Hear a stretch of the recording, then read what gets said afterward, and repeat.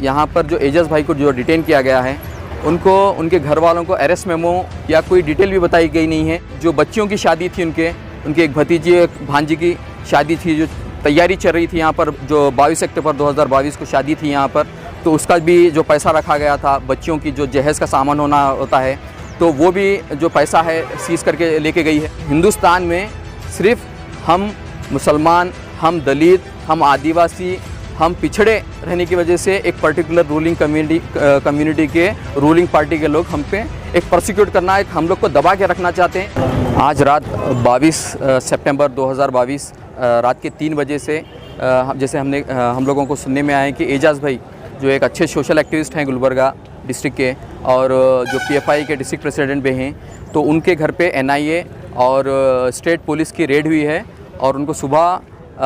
एक लंबी चौड़ी एक इन्वेस्टिगेशन के बाद सुबह 9:30 बजे उनको अरेस्ट किया गया है या डिटेन किया गया है, अभी ये क्लियर नहीं है। तो अभी फ़िलवक्त अभी एनआईए की कस्टडी में है एजाज भाई। तो हम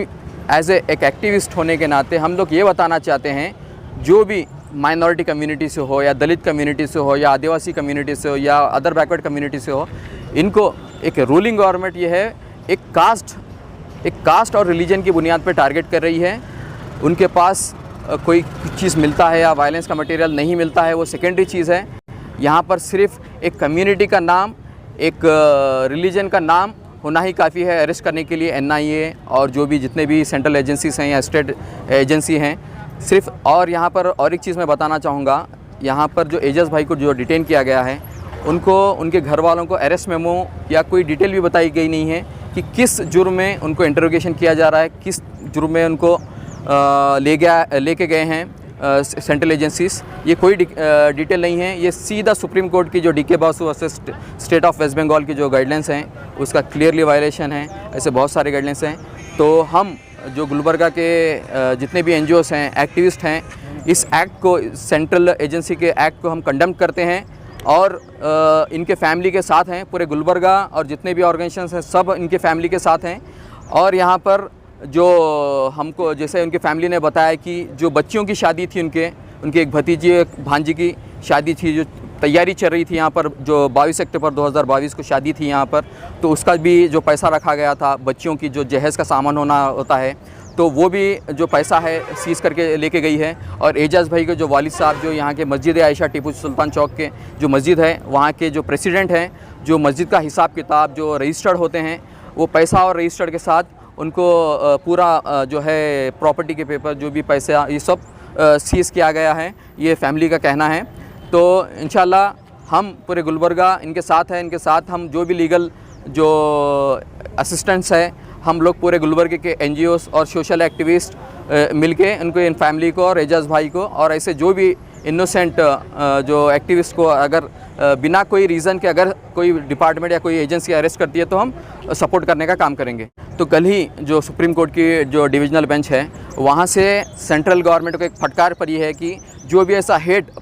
जो मूंगर्स हैं, जो हेट स्पीचेस दे रहे हैं अक्रॉस इंडिया, जो एक पर्टिकुलर कम्युनिटी के अगेंस्ट, जो वहाँ पर गवर्नमेंट म्यूट स्पेक्टर मतलब एक मुक्का, एक बहरे बन के बैठी हुई है, कोई एक्शन नहीं लिया जा रहा है वहाँ से। तो सुप्रीम कोर्ट की फटकार पड़ी है और ये सीरियस कंसर्न है, क्योंकि रूलिंग गवर्नमेंट उनकी है। मैं सभी ऐसे जो भी सोशल एक्टिविस्ट हैं, जो सोशल सेक्युलर लोग हैं, उनसे मैं रिक्वेस्ट करता हूँ कि ये जो रूलिंग गवर्नमेंट है पर्टिकुलर कम्युनिटीज़ को टारगेट करने का काम कर रही है। एक्चुअली ये गवर्नमेंट का काम होना चाहिए कि हम जो कंट्री को आगे बढ़ाएं,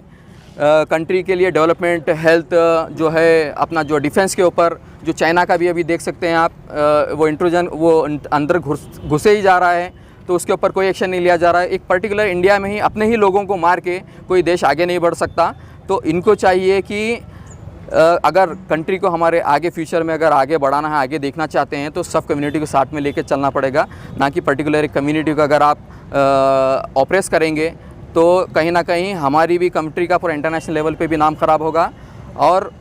ये जैसा आप यहाँ पर ऐसा दूसरे भी कंट्रीज़ थे, यहाँ पर जो जापान का जो भी एक मसला था, हिरोशिमा नागासाकी का जो न्यूक्लियर बम जो है यूएस ने ड्रॉप किया था, उसके बाद उन्होंने पढ़ाई को वहाँ पर तवज्जो देते हुए, टेक्नोलॉजी को तवज्जो देते हुए बहुत आगे निकल गया जापान हिंदुस्तान से। तो हमारे भी लीडर्स और सभी सेकुलर माइंडेड को एक इंसान होने की ज़रूरत है। यहाँ पर जो कास्ट बेस ये कर रहे हैं उनके भी बॉडी में वही खून है, हमारी बॉडी में वही खून है, हम भी इसी मिट्टी से हैं, वो भी इसी मिट्टी से हैं। हमारे पास जो है छुआछूत एक जो है एक पॉलिटिकल गेन, एक पावर, एक कुछ पर्टिकुलर कम्युनिटी के लोग पावर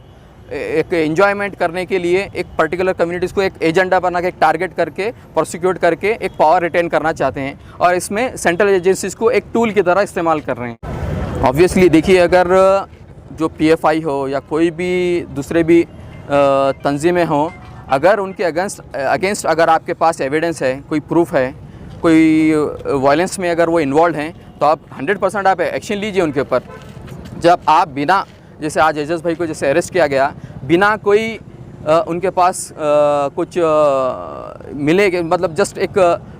उनके घर पे रेड किया, उठा के लेके गए, किस जुर्म में उठा के लेके गए, किस नहीं पता नहीं। आज हिंदुस्तान में सिर्फ हम मुसलमान, हम दलित, हम आदिवासी, हम पिछड़े रहने की वजह से एक पर्टिकुलर रूलिंग कम्युनिटी के रूलिंग पार्टी के लोग हम पे एक प्रोसिक्यूट करना, एक हम लोग को दबा के रखना चाहते हैं, अपनी पैर की जूती बना के रखना चाहते हैं।